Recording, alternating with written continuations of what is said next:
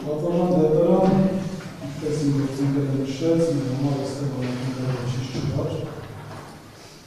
Անակնկալ է ընդհանրապես հոգևոր սկզբունքներից շեղելը և հանուն,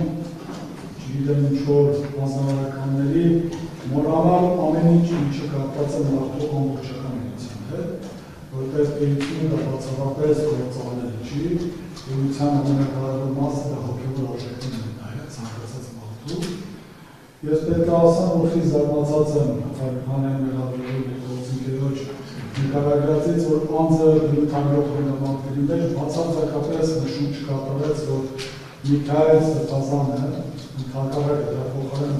անունազգանուն նշեց, որ 37 տարի ձևակերպված և 50 տարի հաստատի գտնող հոգևոր ծառայության մեջ Հայաստանի Հանրապետության հայ առաքելական եկեղեցու, այսինքն մեր հայ ազգի կրոնի հոգևոր հավատքի ինքնություններից մեկն է, Շիրակի թեմի առաջնորդն է, և այս ամեն ինչը ոչ մի ազդեցություն չունի, հասկանում չէ, ինչի որտեղ քաղաքական կուրս է դիսի, որտեղ որ ասում են քաղաքական չի, չմոռանանք չէ, որ բացի ինչ է, իշխանություն զավթելու կողմի գործ, ումով սկսեց այս գործը իշխանություն ներկայացուցիչ իրավունքից, և այդ իշխանությունը ասում է, որ այսօր եկեղեցին արժեք չունի, և հիմա այդ եկեղեցու վառ ներկայացուցիչներից մեկին դուք ահռելի մեղավոր ճանաչեցիք, մեղադրողները գինը այդ մասը ոչինչ չի ասում։ Որ պատկերացրեք նա ուրիշ ազգ, ուրիշ երկիր, որտեղ որ իրենց, ասենք, ներկայացուցիչին հոգևորից առանցքային ներկայացուցիչներից մեկին, անձը բնթողոր հանգամանքի մեջ դրա արքեպիսկոպոս լինելը հաշվի չի առնում։ Ուրաքարոն լինելը հաշվի չի առնում։ Մենք կարող ենք այնքան փաստեր բերել, սենց հատողներով այդ իմաստերած մի քանի հատոր ավելի կբերենք, թե Միքայել Ստեփանյանից ամբողջ ընթացքում հայ ազգի համար, հայերի համար, մարդկության համար ինչ արեց, ինչպիսի դրական քայլեր, ինչպիսի կոնկրետ ստեղծարար քայլեր, եւ այլն, հերթով բերենք ինչեր պատասխան նրա նախաձեռնության, նրա ջանքերով, թե ինչպիսի կոնկրետ գործողություններ են կատարել, բայց նրա հանձնարարությունը մենք որևէ այդպիսի բան չի ներկայացնում, որովհետեւ դժվար է այսքանից հետո մենք մտածենք, որ ձեր համակարգի կողմնակալ մենք որևէ արժեք ունենանք, որովհետեւ այս գործով ձեր արժեքը ոնց հասկանում ենք հանձնարարություն կատարելու։ Բայց քանի որ մեր վստահ նստուր չի կրել, որպես իր դրական կողմից ներկայացնի, որտեղ դա հաստերի փաստ է, եւ մենք վստահ ենք, որ դուք ազատազրկում եք նշանակելու, մեղադրողներ այդ փաստը որպեսզի նախապես հաստատեց, եւ փորձը ցույց տալու, որ դատարանը մեղադրանքի կողմից սինխրոն է աշխատում, ոնց որ մենք անակի դեպքում էր 10 օրից հետո մի ամիսը ցած միասին համաձայնեցած դեպքում երկարացնել եւ այլն։ Հիմա տեսեք, մենք չէինք ամբողջ դատականության ընթացքում ցույց տալիս ձեր ապօրինությունները, որ մի օր երբ որ այս գործը վերաբացվում է, հանկարծ չասեք, որ չգիտեիք, հանկարծ չլինի այնպես, որ սա թույլտվություն էր, անփութություն էր, որ պարզ լինի, որ սա ուղղակի դիտավորություն է, որտեղ դիտավորությունն եկնում է, որ անձը չի իջանում, հասկանում է դա հետևանքները, դիտավորել անում է։ Հիմա դուք այդ ամեն ինչը դիտավորել անում եք։ Հիմա ցույց են տալու նաև, որ եթե հանկարծ ազատազրկում նշանակել, թե ինչքանով է սա լինելու ակնհայտ անարդար։ Մեր գործընկերը 69 հոդվածի մասին քրեական ոսկերքի խոսած եւ առաջին մասում հստակ նշեց, որ պատիժը պետք է լինի արդարացի։ Այդ արդարացիության մեջ նա ինչ է։ Ազատազրկում է, մենակ ձեր պատկերացումներով արդարացիությունը։ Իսկ նույն այդ հոդվածի մեջ որ ասած կերպ կա, օրինակ կարող է հանգած նրանից ընթերցեք ու փորձեք որ նա դրա մասին ինչ-որ բան ասել։ Օրինակ, երբ որ նույն հոդվածում գրված է ազատությունից զրկելու հետ կապված պատիժ կարող է նշանակել, եթե դատանի հիմնավորի, որ առավել մեր պատժատեսակը չի կարող ապահովել պատժի նպատակները։ Հայաստանի Հանրապետության Սահմանադրության ուժով պետական պաշտոնատարանց է, այսպես ասած, պետական մեղադրողը, եկել է դատարան ասում է, ուրեմն այս հոդվածը տուգանք նախատեսում է, այս հոդվածը հանրային աշխատանքներ նախատեսում է, այս հոդվածը ազատության ժամանակավոր սահմանափակում նախատեսում է, կարճաժամկետ ազատազրկում նախատեսում է, այս 4 հատից հետո ամենավերջին ազատազրկում է։ Ուրեմն համար առաջի գործը պետք է դրվաջով է դատարանին համոզել, որ գիտեք ինչ կա, կոնկրետ այս բանակայում, կոնկրետ Միքայել Սրբազյանի բարակայում տուգանքը հնարավոր չի բաժին նպատակներ իրացնել։ Չնայած օրենսգիրը ասել է, որ սա բավարար է այս հոդվածով հանցագործություն ապահովելու համար բավարար է։ Հասկանում եք, չէ՞ որ մենք մշտապես ասել ենք, որ հանցագործություն չի կատարվում, դա ձեր որոշումից ձերներով եք ասում, մեղավոր է չարաչ։ Ասում եմ, տուգանքից բացի մյուսը, հեսա հետո քանդակը։ Դա ուր է մեղադրողի հիմնավորումը դատարանի նոված, որ ինչի ազատազրկում, նույնիսկ ազատազրկումը 2-ից 5 տարի, 2 չէ, 2.5 է, ասում, այդ ո՞նց հիմնավորեցիք, այդ ո՞նց գտաք։ Օրինակ ես ում հասկանամ մեղադրողը, երբ որ աշխատասենյակում նստել որոշել է, որ թե ինքը ինչ պատիժը միջնորդել է, թե ինքն է որոշել, իհարկե ակնհայտ է, որ չի որոշել, բայց այդ օրինակ որոշել է, օրինակ ոնց ցած դրնեց ասացատեսեք, տուգանքը չի լինի, Հանրային աշխատանքը չի լինի, սահմանության սահմանափակումը չի լինի, կարճաժամկետը չի լինի, միակ ձեռքով ազատազրկում, հա, ասենց մենք բոլորը համոզվեցիք, տեսակ, որ այստեղ ուրիշ տարբերակ չկա, ինչ անենք։ Սա է ձեռքը։ Հիմա դա բանել ես նույն հարցերը պետք է անդրադառնալ։ Հիմա որպեսզի նորից հանդարտ հավամիսորը չասվի, որ մենք չգիտեին, ուրեմն այս հոդվածով նախատեսել է օրենսգիրը պատիժ տուգանք սանապատիկից 50 չափ,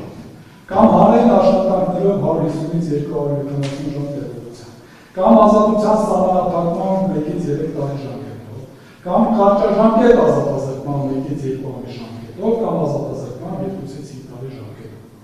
Ձեր առաջ այդ խնդիրը բարձրացնում է,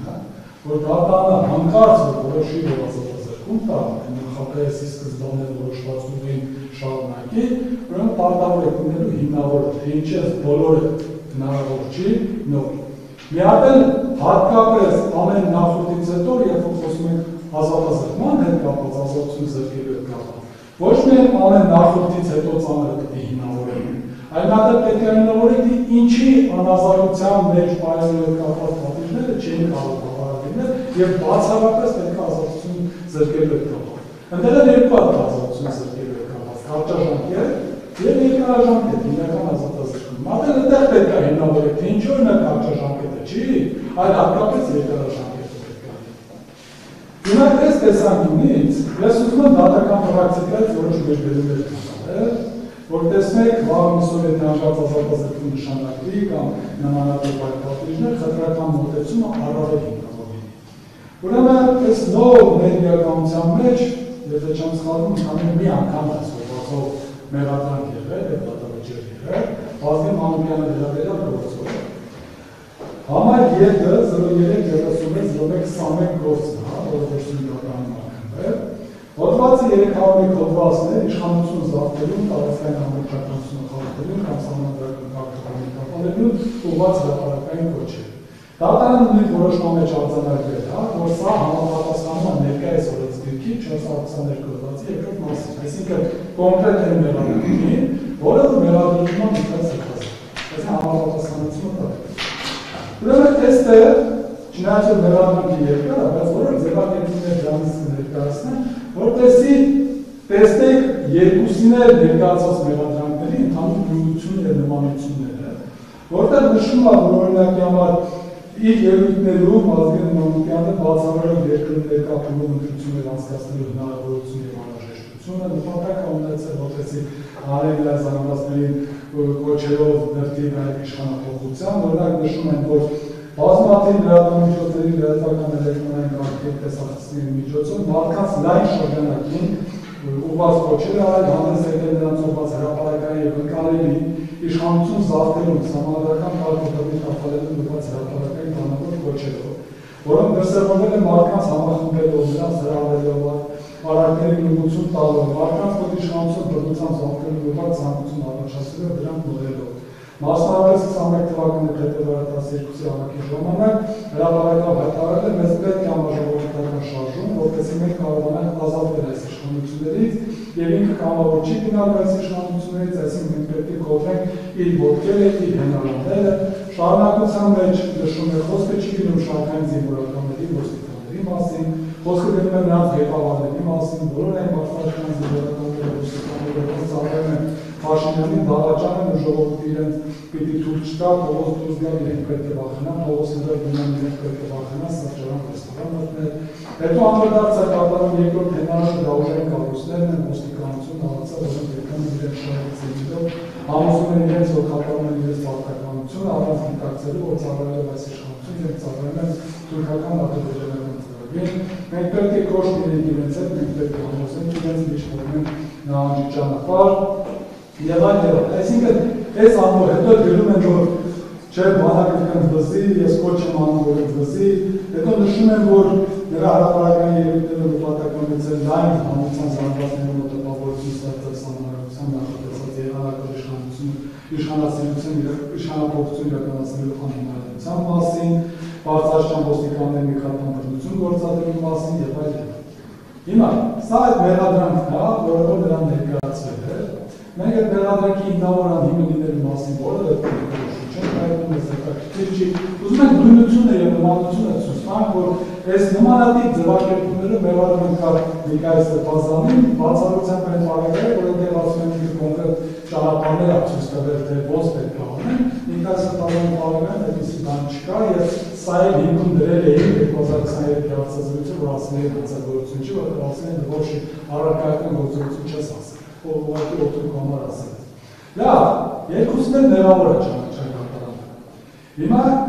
կոնկրետ այն դեպքում, որը որ նաև տուգանք են նախատեսում 300 կալամ, 2-ից 3 ժամկետով, ազատազրկում առնելու 3 տարի ժամկետով, ինչ է նշանակել դատարանը որպես պատիժ։ Տուգանք 400,000 դրամի չափով։ Այն որում դատարանը նշել է հանցագործության համար նախատեսած պատիժներից ավելի խիստ նշանակում է,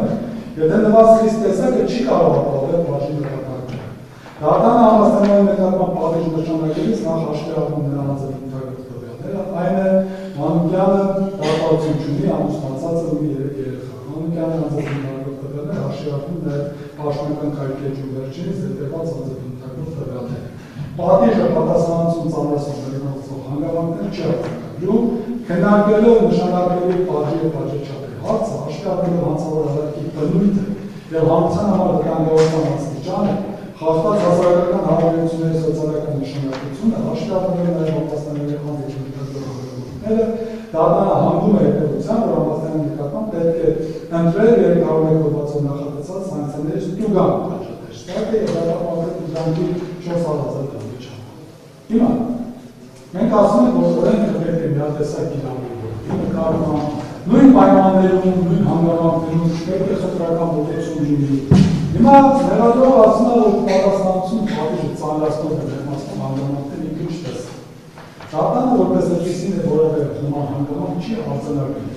Այն դեպքում էլ նշում են, որ չկա պատիժը պատասխանատվություն ծանրացնող ներմասնում հանգամանք։ Արարքը նույնն է, հասարակական հարաբերությունները խախտող նույնն է, այսինքն որևէ էական տարբերություն չկա։ Հիմա այնտեղ դատարանը որոշել է լավը նվազագույն է նշանակելու 400,000 դրամ տուգանք, այստեղ դատարանը, ընդ որում այս հոդվածով նույնիսկ քարտաժամկետ ազատազրկում կա, որը որ այն հոդվածով նախատեսված չէ։ Այսինքն սա առանցքային տարբերություն կա, որ օրենսդրի ևս մեկը ավելացել, այստեղ ազատության սահմանափակում կա, այնտեղ նաև չկա։ Հիմա տեսեք, մենք այնտեղ ընդհանրում ունեինք տուգանք եւ ունեինք ազատազրկում, ներդրական կարճունի, որտեղ կալանք։ Իսկ այս դեպքում մենք ունենք 5 պատժատեսակ։ Եվ այս 3-ից ընտրել են նվազագույնը, այստեղ շանսերը ավելացրել է, որ եթե հանգարց տուգանք չի, ելնի 3 հատեր կա միջավ ազատազրկում։ Բայց մեղադրանքի կողմի համար կարևոր ազատազրկում, բայց առանց որևէ հիմնավորում։ Այսինքն մենակ սա ասելով, բավարար է որպեսզի մենք հիմնավորենք, որ այստեղ որևէ տարբերություն չունենալով մենք պետք է նույն դեպք իրականանք։ Բայց ես ուզում եմ շարունակել, օրինակ հաջորդ գործը, որը որ նմանատիպ է, խոսքը ներկայացնելու միջին ծանոթության հանցագործություններ, որոնք որ օրինակ որոշակի առումով սենց նույնության նշումներ ունեն իրենց մեջ։ Օրինակ դատական գործ LD0099-23, ուրեմն նոր քրեական դատակ օրենսգրքի 330 հոդված երկրորդ մասի 3-րդ կետով երկու դեպքում մեղադրանք անձին ներկայացվել, նշվում է, որ ուրեմն 22 թվականի ապրիլի 18-ին կոնկրետ մեղադրյալը օգոստոսի 8-ին եւ սեպտեմբերի 8-ին հավաքական տեխնոլոգիա հանդիսացող վերջնական կայքի կողմից շարժվող անհատական էջում հրապարակային եղանակով աշխատողի հարցին քաղաքական հայացքով պայմանավորված բռնություն գործադրելու հրապարակային քոչերը հնչեցրել։ Նորից միջին ծանոթության հանցանք կա, էլի իշխանության հետ կապված, ազգի բռնության ինչ-որ քոչ եւ այլ։ Եվ այս դեպքում հոդվածը նախատեսում է ունենք տուգան մասնապատիկի ձևս չափել ամեն աշխատանքներ չափելով որոշակի պաշտոններ զբաղեցնի որոշակի գործունեություն զբաղվելու զրկում, ազատության սահմանափակում, կարճաժամկետ ազատազրկում եւ ազատազրկում անվանական երկարաժամկետ։ Պետք է միջին ծանոթության հանցանք։ Ուրեմն նշանակվել է պատիժ կարճաժամկետ ազատազրկում 2 ամիս ժամկետ։ Դատական գործ ԼԴ ընդորում 2 Լետը 0034-01-23, ուրեմն նորից նույն հոդվածով, 332 կետով, նորից կոնկրետ անձին մեղադրում են, որ իր ազգական օգտագործման հեռախոսով ներբերված Facebook ցանցը նվեր գործելով, դրանով կիսվել տարածել արժող քաղաքացիական պայմանագրի խմբակցության պատգամավոր Հովիկ Ղազարյանի մասնակցության տեսանյութը, դրանում նշել է որոշակի հանգամանքներ եւ այդպես անձանց խմբի նկատմամբ քաղաքական հայացքներով պայմանավորված տեղեկատվական հաղորդակցական տեխնոլոգիաների օգտագործման կապարել բռնություն գործադրելու հրապարակային կոչ։ Նույն պատիժներն ըստ էության նախատեսվում, դատան նշանակել է կարճաժամկետ ազատազրկում 1 ամիս ժամկետով, կիրառել է քրեական զրկություն 4 հոդված է, նշանակված պատիժը պայմանականորեն չի կիրառել սահմանելով գործաշրջանը։ Դատական գործ G0297-01-29 նույն հոդվածով, որպես այդպիսին նորից նշում են, որ տելեգրաֆի օրինակ ես ինչ անձին մեղադրանքի առաջադրել, համաձայն չլինելով կառավարության կողմից արած քաղաքականություններ, տեղեկատվական հաղորդակցական տեխնոլոգիաների օգտագործմամբ 2025 թվականի ապրիլի 11-ին իր Facebook-յան էջում լիքովստել վարվող էջի միջոցով վարչապետի նկատմամբ կատարել է քաղաքական հայացքներով պայմանավորված բռնություն գործադրելու հրապարակային կոչ։ Նորից նույն տարբերակ հոդվածները պատիժները կան, սանկցիաներ նախատեսված, հանրային աշխատանքներ հարժան տեղողությամբ։ Դատական գործ Ե-19-19-01-23 ներսագրվել է նույն հոդվածը, նորից նշում են, որ Արարած Աթոյանը կոնկրետ քաղաքական հայացքներով պայմանավորված տեղեկատվական հաղորդակցական տեխնոլոգիաների օգտագործմամբ հնչեցրել է բռնություն գործադրելու հրապարակային կոչ եւ այլ։ Դրա նկատմամբ նշանակվել է կարճաժամկետ ազատազրկում 2 ամիս ժամկետով։ Հետո նրա նշանակված բաժին հաշվարկվել են նոյեմբերի 6-ից դեկտեմբերի 1 քաղաքի տակ գտնվելու ժամանակահատված եւ քաղաքի տակ գտնվելու ժամկետները պատիժը համարվել է կրած։ Այսինքն նախորդ քաղաքի ժամկետները հանել են, ըստ էության համարել են կրած եւ ազատացել։ Ե-18-17-01-23 նույն հոդվածը նորից կոնկրետ անձին մերսագրում են, որ նա Էլի Facebook-յան էջով իշխանության ներկայացուցիչ վերաբերյալ դիտավորյալ եղանակով հնչեցել է բռնություն գործադրելու հրապարակային կոչեր, հաուզելով այն, որ գործողություն դրսևորվել է համապարփակ ոչնչացում պետք է լինի եւ այլ։ Ինչ են նշանակել հանրային աշխատանք հաղորդաժամ տեղողությամբ։ Դատական գործ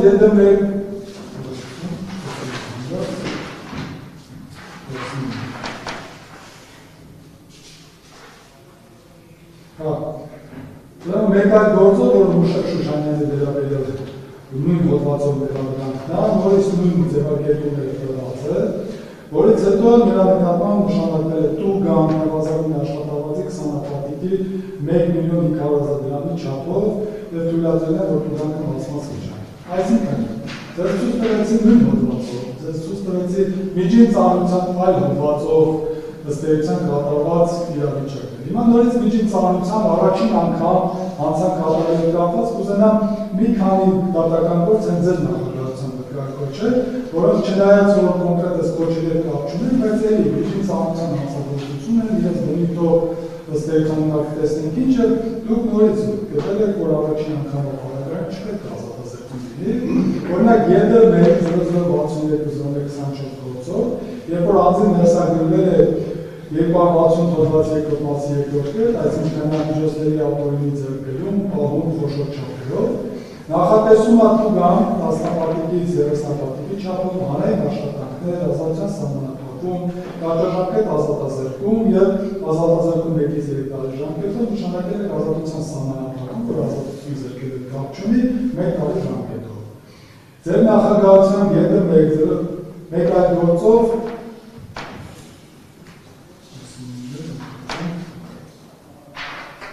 ուրեմն ԵԴ 1-0-34-01-23 գործով։ Այս դեպքում արդեն 194 հոդվածի երկրորդ մասի 7-րդ կետով եւ 167 հոդվածի առաջին մասը։ Այս հոդվածներով են վերցակերվել, մեկը միջին ծանոթության հանցագործություն, մեկը ոչ մեծ ծանոթության հանցագործություն։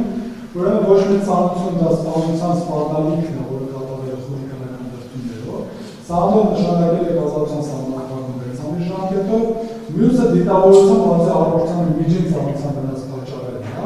որի դեպքում կրկին տարբեր պատիժներ նախատեսված, նշանակել է ազատության սահմանափակում 1 տարի ժամկետով։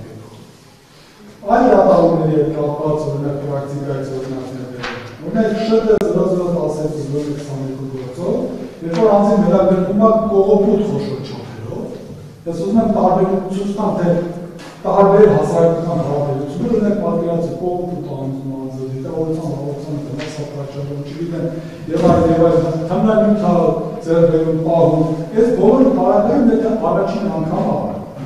եւ միջին ծանոթության հանցանք, ընդհանրապես բոլորս հայտնի գիտենք, որ այս դեպքում առաջին անգամ առնում ազատազրկում չի նշանակում։ Եվ միայն այս տիպի գործերով երբ որ քաղաքական հրավերին դե ժամանակ կարող է նշանակել։ Հակառակ դեպքում օրենքի եւ իրավաբանության տեսանկյունից օրենքը արգելում է,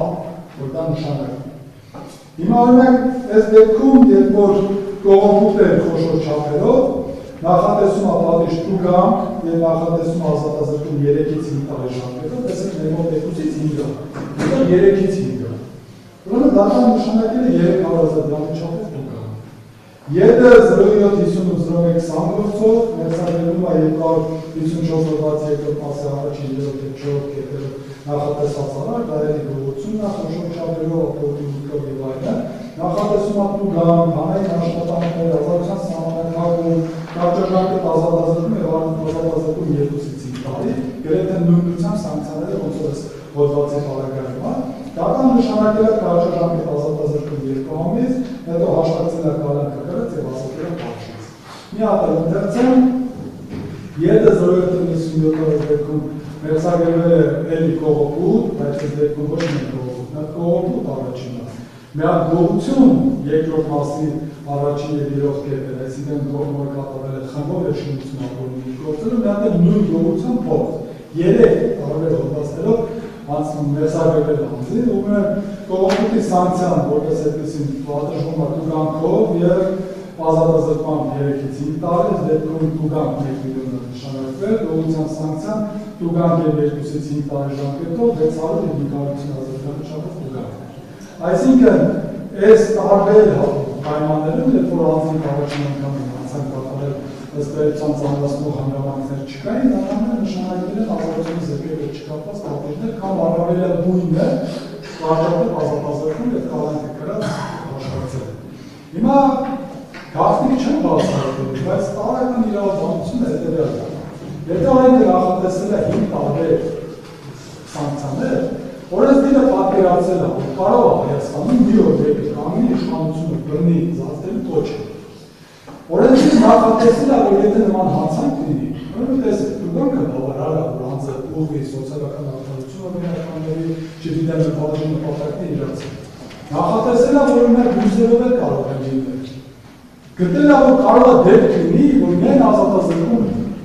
Այդ օրենքներն ասում է պատժի այս տեսակների մեջ ընտրության ժամանակ, դուք պետք է հաշվի առնեք պատիժը ներմասնող ծառացնող հանգամանքներ։ Չեք կարող պատժի արարքի վտանգավորության եւ բնույթը դիտարկել այս տեսակների ընտրելուց, որովհետեւ բոլորի համար արարքի վտանգավորության բնույթն ու հասարակական հարաբերությունները նույնն են, որը խախտել է։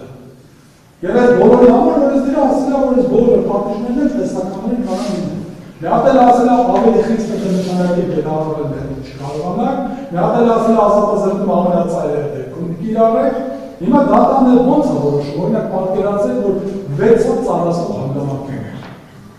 Բայց դեպքում ինչ է նշանակել, մեղավոր ինչ է նշանակել։ Այսինքն եթե չկա ծառացնող հանգամանքներ, եթե սա ամենահասարակ իրավիճակն է, Այս դեպքում ուրեմն ամենաստոր նվազ վիճակը բավական է անձի վարքագծի համար բաժնեփակակի իրացման։ Նորից է շատ մեծ ուժ չունե, բայց նաև ունի։ Ինչ եմ ասում նաև ունի, որտեղ մինչև վերջին կետը ես իմ հույսը չեմ կորցնելու, որ դատանը ամենավերջին կետը դες ապօրինությունները չի կանխել։ Չնայած որ մենք նշել ենք եւ համոզված ենք, որ վերջին ապօրինի է, բայց չեմ կարծում ամեն դեպքում որ դատան կգնա ամենավերջին քանի։ Բայց եթե գնա է, պետք է դատան այս ամեն ինչի մտքում ունենա եւ դերակացած լինի, որ նաեւ դատական պրակտիկան է, այսպես որ այնպես չլինի, որ դատանը չգիտի։ Մենք ասացինք։ Հետևաբար ես գտնում եմ, որ Միքայել Սրբազանի նկատմամբ չի կարող նշանակվել ներազորեն դրված պատիժը, դա ակնհայտ ապօրինի պատիժ կլինի,